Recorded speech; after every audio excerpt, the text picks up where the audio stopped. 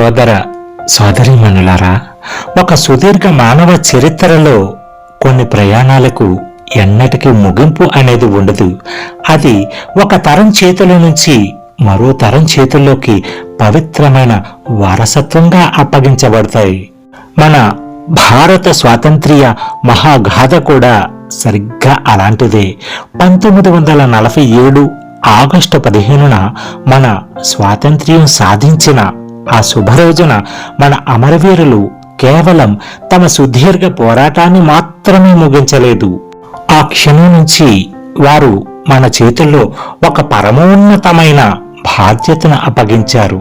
అది ఈ పుణ్యభూమిని, ఈ భారతదేశాన్ని తాము కన్న కలల కంటే కూడా అత్యంత గొప్ప దేశంగా తీర్చిదిద్దాలనే ఒక చారిత్రక బాధ్యత. ఒక్కసారి ఈ వేదికపై ఉన్న మీ అందరినీ వేడుకుంటున్నాను, మీ ప్రాపంచిక కళ్ళను మూసి ఒక్క క్షణం మీ హృదయ నేత్రాలతో చూడండి. మన ఎర్రకోట ప్రాకారంపై గర్వంగా మిన్నీరుగా రెపరెపలాడుతున్న ఆ త్రివర్ణ పతాకం కేవలం గాలికి కదులుతున్న ఒక రంగుల వస్త్రం కాదు మిత్రులారా. నిశ్చితంగా గమనిస్తే అందులో మనకు ఉరికంబంపై నిలబడి కూడా దేశం కోసం మురిసిపోయిన వీర భగత్ సింగ్ అమర చిరునవ్వు కనిపిస్తుంది. అందులో వీరనారి ఝాన్సీ లక్ష్మీబాయి ఝులిపించిన రణ ఖడ్గం మెరుపు కనిపిస్తుంది. అందులో మన్యం వీరుడు అల్లూరి సీతారామరాజు తెల్ల దొరలపై చేసిన అడవుల సింహ గర్జన వినబడుతుంది. అందులో నేతాజీ సుభాష్ చంద్రబోస్ ఇచ్చిన విప్లవాత్మక పిలుపు వినిపిస్తుంది. ఆ అహింసామూర్తి గాంధీజీ అచంచల సంకల్పం కనిపిస్తుంది. అంతెందుకు, చరిత్ర పుటల్లో పేర్లు లేకపోయినా ఈ దేశ స్వేచ్ఛా వాయువుల కోసం తమ ప్రాణాలనే అర్పించిన కోట్లాది అజ్ఞాత భారతీయుల అమర నిశ్వాసమే ఆ జెండా.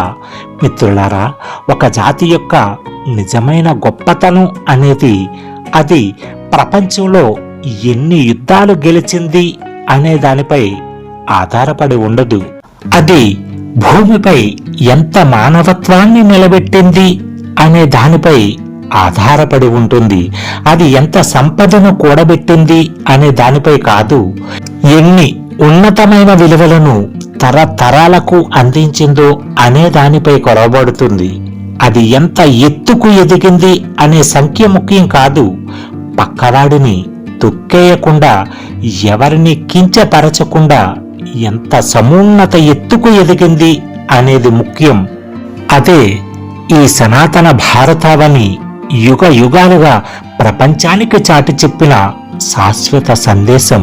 సర్వే జనా సుఖినో భవంతు అని, వసుదైక కుటుంబం అని మన పెద్దలు ఊరకే అనలేదు. ఇవి కేవలం పుస్తకాల్లో రాసుకునే సంస్కృత శ్లోకాలు కావు సోదరులారా. విశ్వజనీన శాంతి కోసం భారత నాగరికత ప్రపంచ చరిత్రపై చేసిన శాశ్వత సంతకం. సోదర సోదరీమణులారా, ఈరోజు ఈ పవిత్రమైన త్రివర్ణ పతాకం సాక్షిగా ఇక్కడ కూర్చున్న మనందరం మన అంతరాత్మతో ఒక పవిత్రమైన ప్రతిజ్ఞ చేద్దాం. ఇకపై దేశం మారాలని మనం నిశ్శబ్దంగా ఎదురు చూడొద్దు. ఆ మారబోయే వ్యవస్థల మార్పుకు మనమే మొదటి ఆరంభమవుదాం. సమాజంలో అవినీతిని కేవలం వేలు చూపిస్తూ విమర్శించడం మాత్రమే కాదు, మన నిత్య జీవితంలో లంచగొండితనానికి తావు లేకుండా నిఖార్సైన నిజాయితీని ఆచరిద్దాం. పర్యావరణాన్ని కాపాడాలని వేదికలపై ఉపన్యసించడం మాత్రమే కాదు, మన ఇంటి ముందర ఒక పచ్చని మొక్కను నాటి, ఒక నదిని ప్రాణంగా ప్రేమించి, ఒక చెట్టును దైవంగా సంరక్షిద్దాం. సామాజిక సామరస్యం గురించి పెద్ద పెద్ద మాటలు చెప్పడం కాదు, మన నిత్య సంభాషణలో, మన దైనందిన ప్రవర్తనలో, మన హృదయ నిశ్శబ్దంలో ఆ సామరస్యంతో జీవిద్దాం. థియేటర్లలో జాతీయ గీతం వినిపించినప్పుడు మాత్రమే లేచి నిలబడడం కాదు మిత్రులారా, ప్రతిరోజు ఉదయం నుంచి రాత్రి వరకు మనకు అప్పగించిన కర్తవ్యాన్ని అత్యంత నిబద్ధతతో అవినీతికి లొంగకుండా నిర్వర్తించినప్పుడే మనం నిజమైన దేశభక్తిని నిరూపించుకున్నట్లు. ఎందుకంటే దేశాన్ని రక్షించేది కేవలం కనురెప్ప వేయకుండా సరిహద్దుల్లో నిలిచే వీర సైనికుడే కాదు, దేశాన్ని లోపల నుంచి అజేయంగా నిర్మించేది నిజాయితీగా పన్ను చెల్లించే సగటు పౌరుడు, తరగతి గదిలో నాణ్యమైన విద్యను బోధించే ఉపాధ్యాయుడు, పొలంలో అన్నం పండించే అన్నదాత, ప్రాణాలను కాపాడే వైద్యుడు, సరికొత్త ఆవిష్కరణలు చేసే శాస్త్రవేత్త, చట్టాన్ని మనస్ఫూర్తిగా గౌరవించే ప్రతి ఒక్క భారతీయుడు. మిత్రులారా, ఒక్క నిమిషం ఆలోచించండి. ఒక్కరోజు వస్తుంది, నాటితో మన ఈ లౌకిక జీవిత ప్రయాణం కూడా ముగుస్తుంది. మన పేరు కూడా గోడపై ఒక ఫోటో ఫ్రేమ్గా మాత్రమే మిగిలిపోతుంది. కానీ ఆ రోజు మన తర్వాతి తరం, మన పిల్లలు మన గురించి ఈ సమాజానికి ఏమని చెప్పాలి? ఇతను కేవలం ఈ దేశంలో తిని తాగి జీవించాడు అని ఒక సాదాసీదా మాటగా చెప్పాలా? లేక ఈ దేశం మరింత గొప్పగా, మరింత ఉన్నతంగా మారడం కోసం తను బతికిన కాలంలో తన వంతుగా ఒక్కో ఇటుకను సగర్వంగా పేర్చాడు అని గుండెలు ఉప్పొంగేలా చెప్పాలా? ఈ ఒక్క నిశితమైన ప్రశ్నకు మనం బ్రతికే ఈ జీవితమే ఒక సమున్నత సమాధానం కావాలి. సోదర సోదరీమణులారా, భారతదేశం అంటే మనకు కేవలం మనం పుట్టిన ఈ భౌగోళిక నేల మాత్రమే కాదు, అది మన కన్న తల్లి. కన్న తల్లి మనకు కేవలం జన్మను మాత్రమే ఇస్తుంది, కానీ ఈ దేశం మనకు సమాజంలో ఒక అస్తిత్వాన్ని ఇస్తుంది. తల్లి మనకు అడుగులు వేయడం, నడక నేర్పుతుంది, కానీ ఈ దేశం మనకు ప్రపంచం ముందు తల ఎత్తుకుని నిలబడటం నేర్పుతుంది. తల్లి మనకు పేరు పెడుతుంది, కానీ ఈ దేశం యావత్ ప్రపంచంలో మనకు ఒక గొప్ప గుర్తింపుని ఇస్తుంది.